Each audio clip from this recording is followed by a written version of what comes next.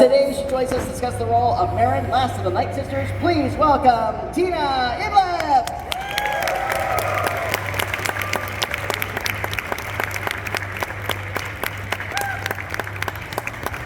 Watch this last step, it's a doozy. Cool, and all right. Feel free to sit wherever you like. Another round of applause for Tina! Woo! And that case, an actor whose body of work includes also that TV series on Showtime about the messed up family in Chicago, and that TV series about Batman when he was a kid and he played the two brothers that were sort of the proto-Jokers. In animation, he's given voice to Superboy in several animated specials, and the voice of Jack Kirby's Commandy. Today he joins us to discuss the role of surviving Jedi Cal Kestis. Please welcome Cameron Monaghan! Woo! Ponchos, ponchos, ponchos, ponchos.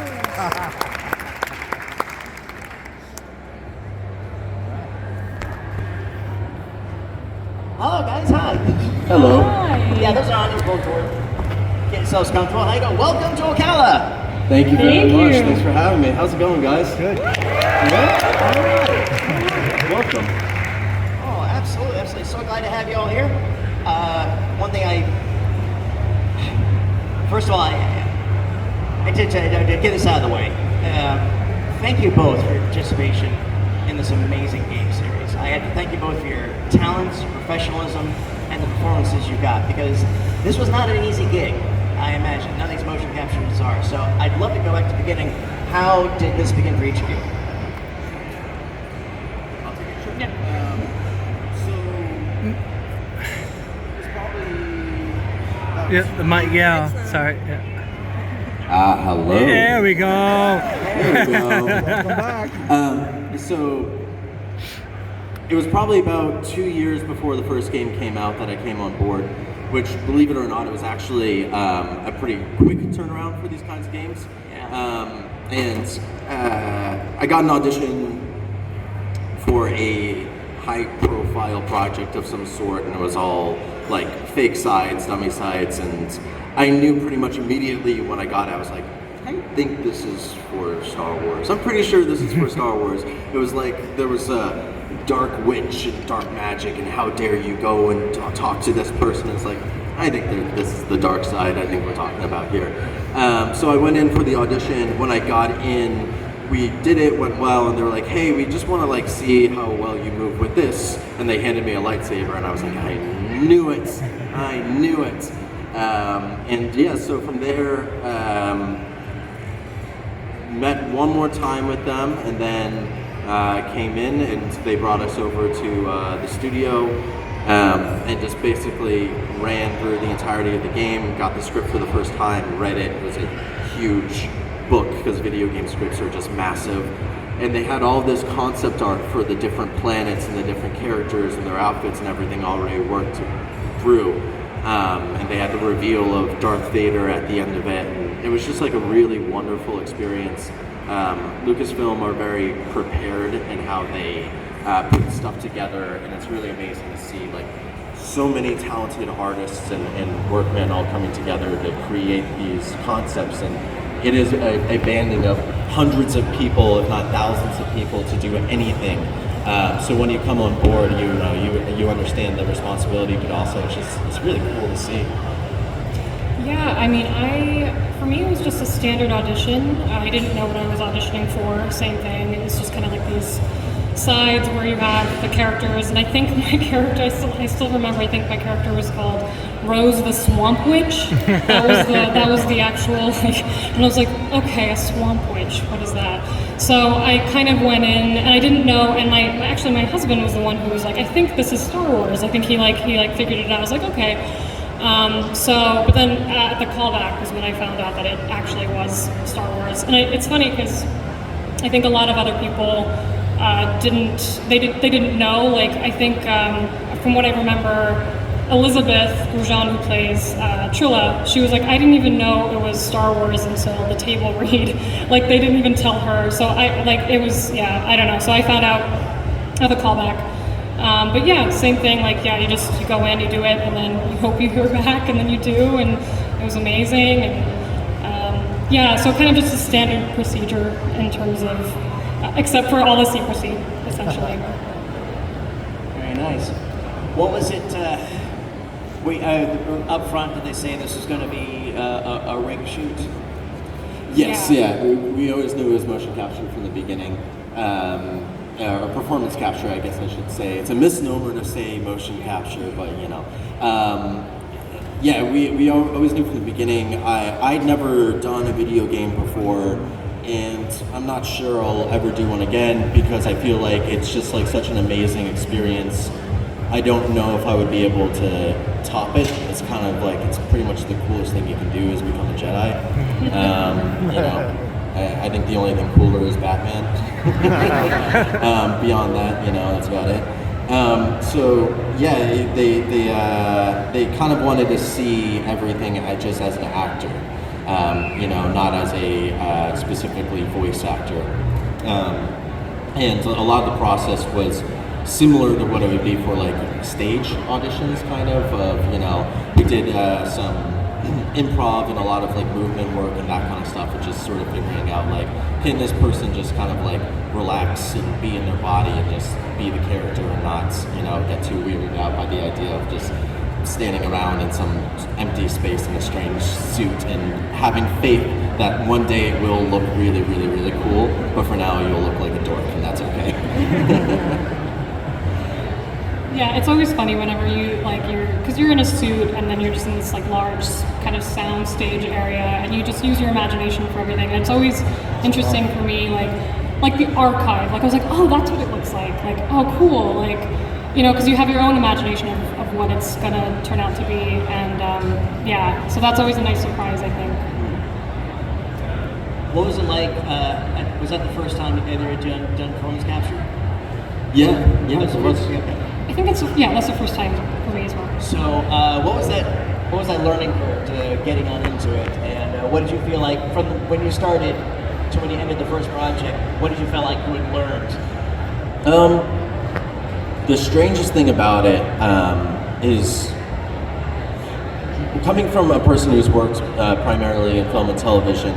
You become very comfortable and aware of where the camera is and how the camera kind of functions in the scene and how it's being used for storytelling.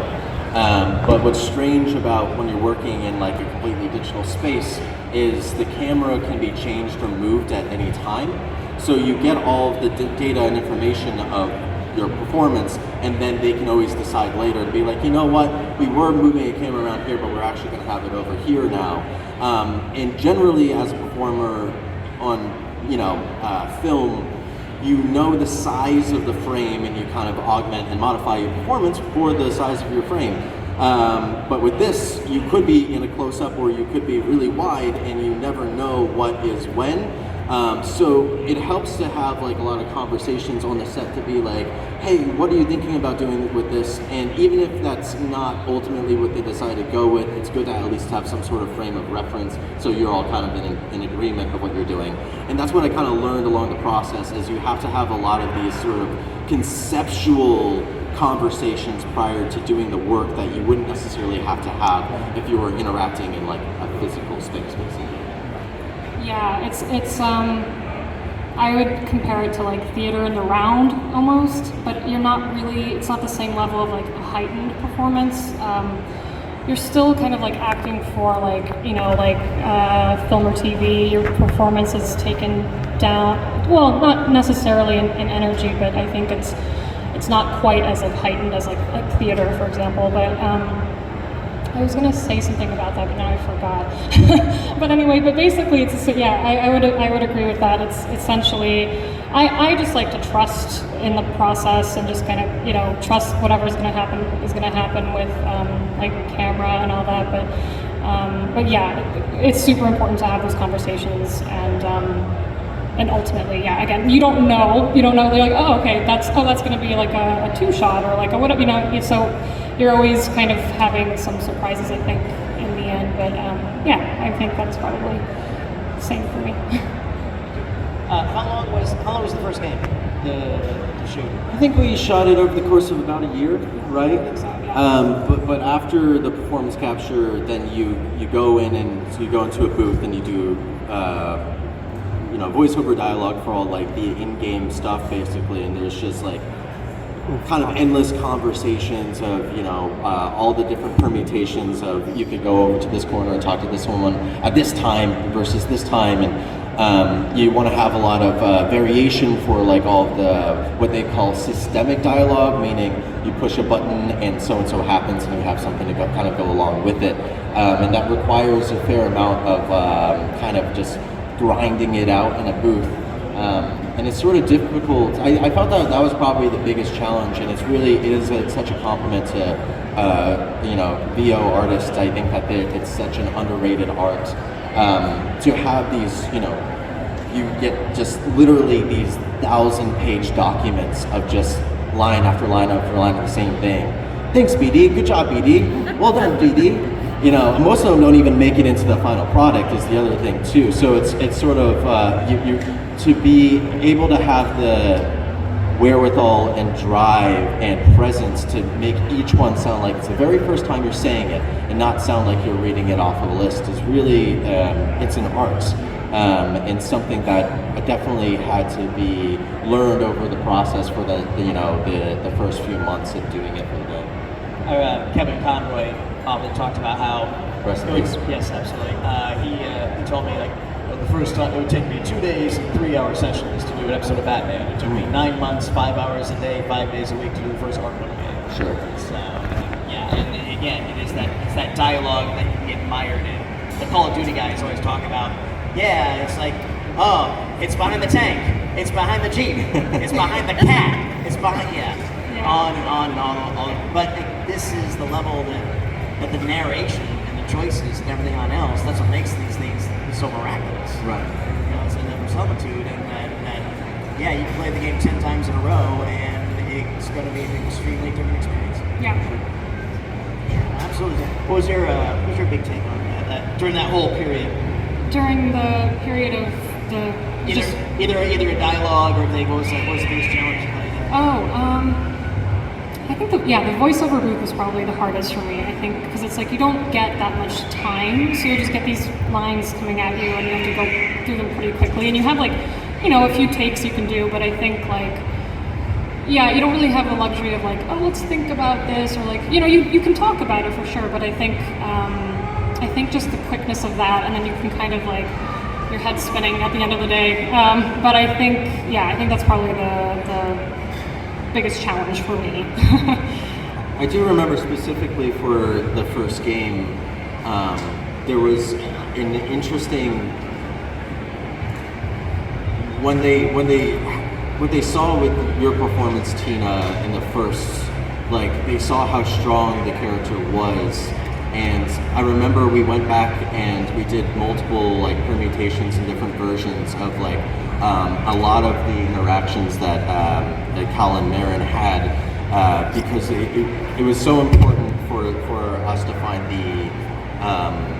the agency and the motivation for the character, and she was so she had such an interesting story, and making sure that she was coming into it not only as an equal but as someone who had in many ways more experience than Cal was like really important, and understanding why she was there. And I feel like that was one of the more challenging but also rewarding aspects of like those sessions, was like figuring out what that interaction was, and having we had a lot of conversations about that character.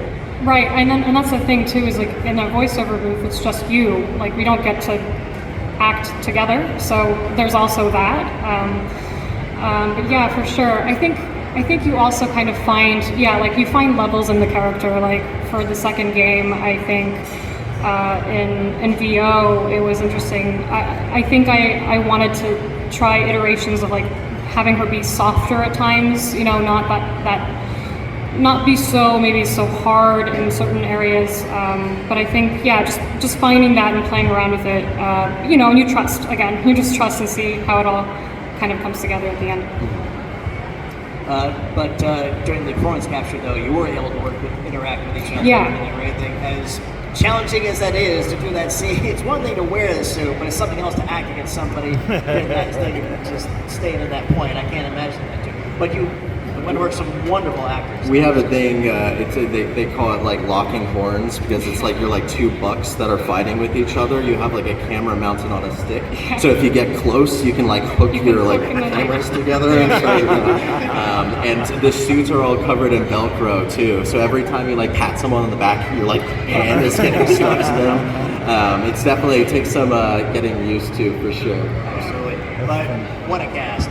Daniel Roebuck, an actor I have adored for such a long time. Of course, Deborah Wilson, who I think has never gotten her due. And I was so glad to see. I thought she really knocked it out of this, as you all did. And in his own small way, the great Ben Burtt. Yeah. Who, you don't know who Ben Burtt is? If there's ever a sound that you liked in Star Wars at any time ever, you can thank him. He's the one that came up with the blaster sound and the lightsaber sound. And R2D2, yes. Everything. Like it's all him. So he was the person who initially did all the concept stuff for BD1 and making sure that it all sounded like it was Star Wars is very important. Star Wars sounds very specific, and if it doesn't sound right, then it's not going to work. Absolutely. What's been the best memory you've taken from being a part of this? Oh man. I don't know, the character means so much to me. I think playing this role has just been incredible. The whole cast and crew is just like a dream team, truly. Like I feel like everyone is just wonderful, perfect in their roles, and the crew as well. And I don't know, I think I'll take that memory with me, and just being able to play this amazing character. I think she's probably my favorite character I've ever played. And just being a part of Star Wars, it's incredible. I think it's like one of those things where you become an actor because as a kid you used to play on the playground, and you would pretend to be these characters from these movies. I remember being a kid and picking up a stick and pretending to be Darth Vader. And when a scene truly works, when you're in the moment and it all makes sense and you've worked it out and it's so clear why these characters are doing this at this time and the interaction is just genuine, you get to lose yourself, and for just a second you are living that dream. You're getting that thing that you always wanted when you were a kid. And that's a really special feeling, and that requires a lot of work to get to that point. But when you're there and you can lose it just for that moment, it makes everything, it makes it all worthwhile, I'd have to say. Right on. Well, again, you guys, you made a great game, strictly as a game player, and a great contribution to the Star Wars canon. And let's face it, both those audiences individually are fickle and hard to please, but you did it with both sides of the equation. So for your performances and everyone else involved, the hundreds and thousands of people involved, from all fans, thank you. Thank you very much. All right. I'll let our audience take their questions. Okay, as I said before, we'll do a line, and whoever goes first will get 2 pieces of candy. So who's We got one to your right. Well, come on. I spent all weekend coming to you and jumping around. All right. No, that's not good. Okay. Hi, what's your name? I'm Lauren. Nice to meet you guys. I was just wondering, so I know like for the motion capture, you guys had to do some Performance capture. right, performance. Sorry. Like you had to do some weird things. Were there ever like moments when you were on set, like doing something, and you were like, what the heck? Like, you know what I mean? Like, what was the weirdest thing you guys had to do? She was asking what's the weirdest thing that we had to do in a motion capture. I mean, one of the weirdest things, do you mind if I? Yeah. One of the weirdest things I think it's probably going to be, you can't kiss because like you have cameras that are getting facial capture. And it's not just for kissing, it's anything that would cover your face. So like eating, for example, or drinking. If you're drinking from a cup, you have to put it next to your head or down here, and they'll move your hand in front of your face after the fact. So you have to imagine the process of, and it's so weird. And same with like kissing somebody. And the only thing more vulnerable than having to do like a weird like romantic kissing scene with, with a bunch of people watching you and then like the context is having to pretend to kiss a ghost. So I hope that none of you ever have to do that because it's very It's super weird. You're like kissing next to each other's face, so you're like making out with the air, and and you're like, please don't look at me, like this is awkward. And I hadn't done that since I was 11 years old. Usually that was the hand. Though. He's being honest. Oh, thank you. There you go. Great question. So, hey, well, first of all, great cosplay. Hey, what's your name? Chris. So, everyone's favorite character from the two games is clearly Torgal. So I want to know what's your favorite part about Torgal? Favorite part about Torgal? the way he moves. I mean, come on. What is that? I love it. I love it. I love Turtle. I just think that there's more to Turtle than the eye is seeing, and I do think that he might have some grand machinations of evil plans of some sort that we just aren't aware of yet. You know, I look at him and I just see one of the most powerful Force users in the galaxy. So, who knows? Maybe the third game he'll be the main villain. Thank you. Hi, what's your name? Ivlev. Yeah. With the amount of stances that we got in Jedi Survivor, I just want to know, like, which one was like your favorite to work with, like, or to just like see or to learn about, like, you know, cross guard and everything. Like, what was your favorite? Favorite stance? I think that because it's such a integral part of the story, I think the blaster stance is really cool. That was such a kind of change from the first game.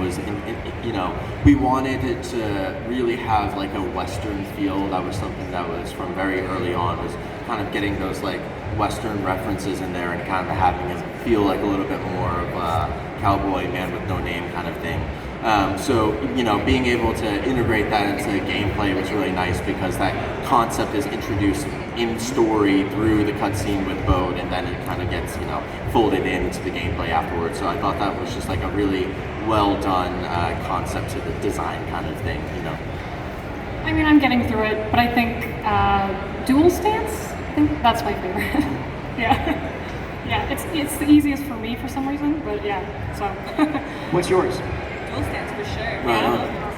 Then you match with her, so you get two pieces. Thank you. Hey, what's your name? My name is Benjamin. So I'm an aspiring game developer and voice actor. I'm actually starting concept art for my own dream game. So what would you say to anyone who wants to get into this industry for video games and voice acting? Interesting. Do you have any? That's good. That's hard. Advice for to start a voice acting career. I gotta be honest, because I don't come from the video game world at all. I grew up playing games. I played a lot of games, and I do think that is sort of you have to, with anything, with any art, if you take in a lot of it but take it in critically and not passively, and understand. You go, I like this thing. Why do I like this thing? How does this thing function? I think that is always a very useful thing to do for yourself. Beyond that, it's also just again, I can say this for any sort of artistic industry in general. It's putting yourself out there and being brave. So I do really appreciate the question, man, and I hope that you find your way into it.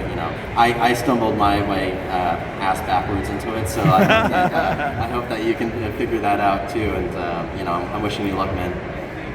You are in a very enviable position because you're in a generation now where you can do more and more yourself from your own Cosplay too. So be your own developer, be your own voice actor, and treat it like 20 years ago the way guys were doing independent comics. Now do it the way tell. I look forward to hosting you on stage. All right. Is that mic low for anybody else, or is it just me? Okay, I think people are. I can yell, but I don't want to. Nice. Hi, what's your name? Her name Lexi. What do you want to know, Lexi? First of all, this is an awesome cosplay. Everyone get up for Lexi. This is really good. What do you want to know? Okay, so me and my friend actually had a question for you guys, and it was, what kind of coffee do you take? Is it really sweet or really bitter? What kind of coffee do I? Yeah. We were like debating, like, all right, it's gotta be this. Decaf, everything for me. Caffeine messes me up.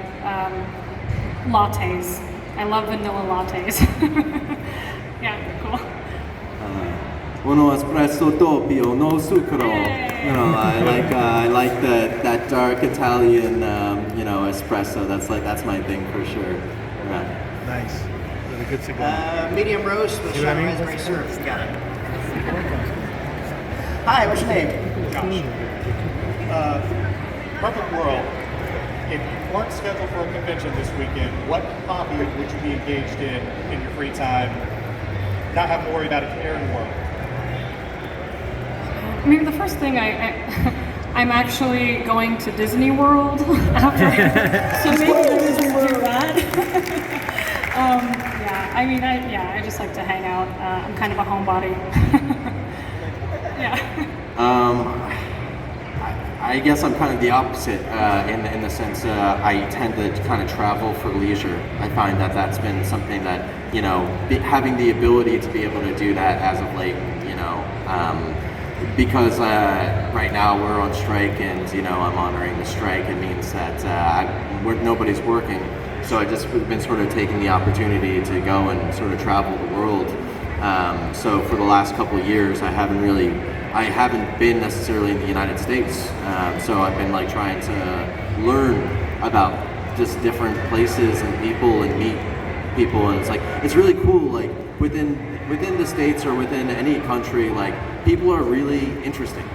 And one of the most interesting things you can do is just kind of talk and understand, like, what is a city like? What is a county or state or whatever? Like, what is a culture like? I don't know. That's what I've been doing mostly in my leisure. Is just like going to different places. There you go. Thank you. Oh, hello again. Hello. Hello. So what was your name again? Angelise. Okay, Angelise, what would you like to ask them? What's your favorite? Oh, this is their question. What's your favorite ice cream? My favorite ice cream. Cookies and cream. Mine's is vanilla double with That sounds amazing.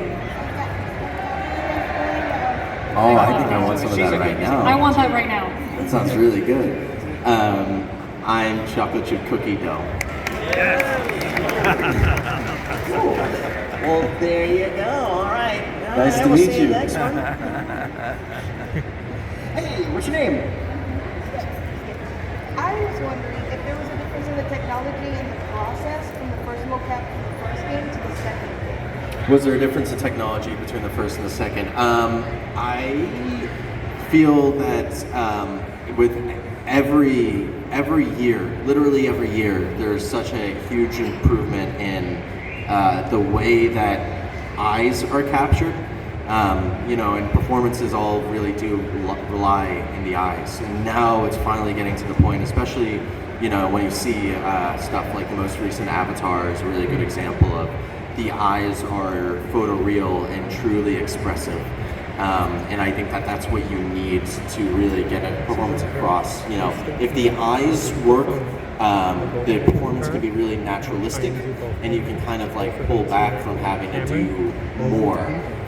And I think that is a benefit for performances, and you just see better performances because of it. So yeah, I think that just the ability to capture facial and specifically eye expression has gotten a lot better. We're moving out of the uncanny valley into just the human valley. Yeah, I remember in the first game we had dots. They would draw like dots on our faces, and for the second one that was gone. Oh, wow. So it's already like, yeah, it's improving, and I'm excited to see what's going to happen in the future. I don't know, but yeah, it's crazy how fast it goes. Thank you. Great question. There's an uncanny valley, but there's not a canny valley, is there? There's no Canny Valley. And nothing can be canny, it can just be uncanny. Why is it always uncanny? Interesting. Nothing can be couth. No. I don't know. You seem pretty couth. Hey, what's your name? My name is also Cameron. Hey, what's up, Cameron? Sorry, hello, Megan. My question is, with the, I know there are people strikes going on currently. I was curious, have there already been I mean, obviously I'm assuming that there have already been talks about the games. How does that process usually work with the making of the game, especially in a time like this where there are strikes going on? I'm curious about that. Yeah, I mean, it's an interesting question because the truth is that there's never really been anything like this before. Not in my lifetime, not in I think most people's lifetimes. You know, so there's not really any sort of rule book. It really is just sort of like people just want to be able to support themselves and their families, and until they're able to get that, you know, especially for an industry like the video game industry, which is a lot of people working are kind of taken advantage of. And for people who have had the position of success, very luckily, very, very luckily, it's important for us to kind of stand in solidarity for the ones that haven't, and to make sure that everybody's protected. So really, at the end of the day, you know, it's like, look, we all want to work. We all love doing this, and we all want to provide for people who are excited about this thing. But at the same turn, it's like, yes, but also there's things that are more important, like being able to pay for your rent. You know, so that's kind of where the balance is. But yeah, right now it's sort of uncharted territory. So hopefully, if everybody pressures the big guys, then this will move kind of quicker. You know, that's all I can say.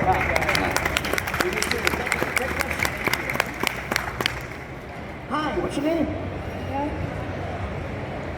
So my question is, what was the discussion like for Cal's relationship for Survivor? Because I know Cal's a Jedi, but he's also living in an Orthodox time. So what was the discussion like? What was the discussion for which relationship? For Cal and Marin's romantic relationship. We had so many discussions. Let's see. I don't know.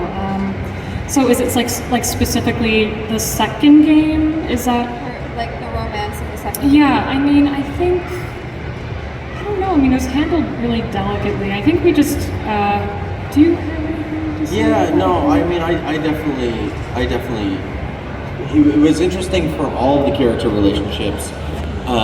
This was the first time that I've done a project where there was a really noticeable time gap between the first part of a story and the second part. You know, a full 5 years has taken place and a lot has happened between that period of time. And most of it was always supposed to be unsaid and only implied. And that was really important for us to figure out for ourselves, even if we're never going to tell an audience, what exactly happened. And so that was a lot of discussion. Something that we were very lucky to have, and really I think was always to our benefit, was we had our two main writers, Danny and Aaron, with us at all times during any of the process. And so if we ever had any questions or any ideas, we would always go over to them and have a little sidebar and work with our directors and our writers and everybody to be like, all right, what exactly should we do about this, and how can we make sure that this is consistent and makes sense with what we're trying to communicate here. So, you know, that was the main thing, was kind of understanding both the tension but also the history of themselves personally between them, and how those things could kind of lead them to and from each other during this five years, you know. And we wanted to make sure that they felt like they had really full lives, even when they were separate from each other as well. Yeah, I think I remember us trying it different ways too when they first meet. I think there was a time when we tried to have them be kind of more antagonistic, like, oh, maybe there's tension here or something has happened. That ended up not working, but you know, like things like that, we try out a lot of different versions, and then you kind of land on something there. But yeah, I would say the discussions with the writers is huge. That was massive for me, and also our performance capture director, Tom Keegan. I had a lot of conversations with him about Marin, like where Marin's coming from, and yeah, the 5 years is huge. I mean, I have my own backstory of what happened during that time, so brought that in, and that influences the relationship going forward. Thank you. Great question. Any tidbits of your own headcanon you'd like to share? I don't know if I can. Can I? I don't know. Like, Well, if it's your own headcanon. yeah, I don't know. It's like always like, can I? Like with Star Wars, it's always like that. I'm like, can I say anything? Like even if it's my own thing. At like, this point, I think everything's Yeah. your own headcanon. I think Marin probably had her own adventures during that time. I think she probably overcame a lot.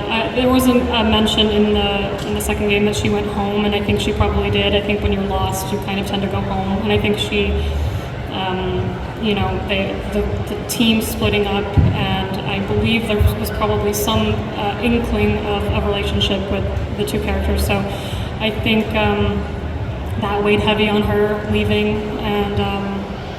So I think there was a huge progression of change in her life, and it shifted something in her where, you know, she's not the same person that you kind of meet in the first game. She's not really a child anymore. She's grown. She's probably in her late 20s now, and more of a woman. And I think she kind of came into herself and knows what she wants now, which I think was something that I really wanted to bring, that confidence of Marin, the change of that, you know. And especially with the relationship with them, I think when you see when Marin has that kind of like when they hug, you know, it's kind of like this like, oh, can I do this? Like, because she doesn't know what that looks like for her. I think that's such a new thing for her. I think she's explored a lot, and that she's discovered herself, as she said, she found herself, and so. Thank you for sharing. Hey, what's your name? My name is Max. Both of you had a lot of emotional moments and performances in both games, and I would say especially in the second one, Jedi Survivor. You guys have a favorite performance, or just kind of how it came out, just in the final product of like each of you guys'. Like a favorite like scene or a moment or something? Is that? A favorite moment, but more so I would say like a more emotional one. Especially towards the end of the second game, there's a lot of those, and you see a lot of change and a lot of struggle happening with Cal and Marin throughout these games. So I'd like to hear what you guys think. Yeah, man, I have a few. I mean, I do think that campfire scene between Cal and Marin really did work well. It was something that on the page I thought was awesome, but it's really tough. You know, Star Wars and romance, it's tough. Sometimes it doesn't go together right. You know, we have these characters that are sort of like mythic monks, and you know, sometimes it doesn't work with the relationships, and they can feel soap opera or disingenuous. And something that I thought was always really important was we just wanted them to feel like kind of messed up people who are just coming together and just trying to make things work. And that's where I felt that scene really, it just felt like two people who were incredibly brave and strong and aware of their situations, but also have a lot of baggage. And they're both aware of it with each other, and they both kind of decide to come together regardless of that. So yeah, I think that might be it for me. Yeah, I think for me it was actually the scene where the "Do you trust me" scene. I think it's just such a great moment, and I think that's it. Just the emotional stakes of that, and then the roller coaster that you're on when you're playing the game, and you're like, oh my god, I can't believe this is happening. So yeah. Interestingly, that scene was one of the hardest of the second game to create, and during the entire process, I'll speak for myself and say I was like, I don't know if this is gonna work. It was a really, really tough day, and then seeing how it finally came together, and then that sequence afterwards was just like, wow, that one really blew me away, because I wasn't sure, you know. Yeah. Great question, thank you. All right, what's your name, what's your question? Hi, I'm Alex, thank you guys for being here. I thought he was going to steal my question actually, but mine is kind of the reverse. It seems you guys have developed a really emotional attachment to your characters, and you have some positive moments. But I was curious if there is a moment in your character's story where they made a decision or made an action that you, as the voice actor, really disliked. Something where you were at odds with your own character. I mean, I feel very lucky in that I'm very involved in the development and writing of the games at this point. And so the moments that I had an issue with, we had conversations about and we fixed. You know, there are always moments that don't necessarily feel consistent with the idea of what you want to bring to the character, but that's sort of what an actor needs to do is justify and understand and have it make sense to them. And if, you know, I always take the time when I read something and go, I don't know why this, just because it doesn't immediately make sense doesn't mean it won't make sense. Sometimes it means that you have to, you know, people are complicated. And people make all sorts of decisions that you kind of at first go, why did you do that? But then there might be a deeper meaning to what's happening there. So, you know, for the ones that I really couldn't justify, I talked primarily to Aaron Contreras, our primary writer, and we fixed it. And we would come back, you know, we always had rehearsals, and then we would come back to film it. So between that rehearsal process and filming, we would work something out. I can't really think of anything. You'll have to ask me that. I am sorry, I can't, I don't really, no, I guess no. The answer is no. I don't know. All right, our apologies to everyone in line. We are just about out of time, so this might be our last questions. Hello again, what was your name?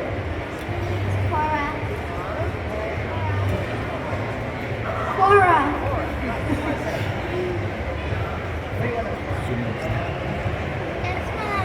That's what I'm just as. So she wants to know if you can guess what her cosplay is. Oh man, it looks so familiar.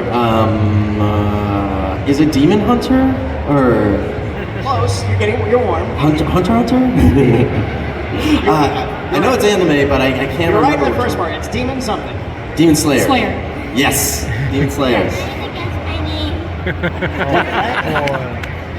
Oh, you guessed the character's name? They didn't know what the cartoon was, so they probably don't know what the character's name is, unfortunately. So why don't you share what the character's name?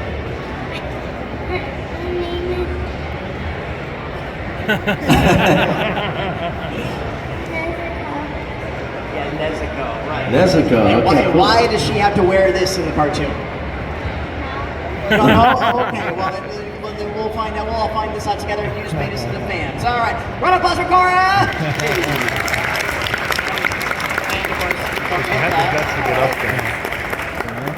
Before we go, guys, I know things are kind of slowed down, but is there anything on the horizon that Project Blaze would love to share with us?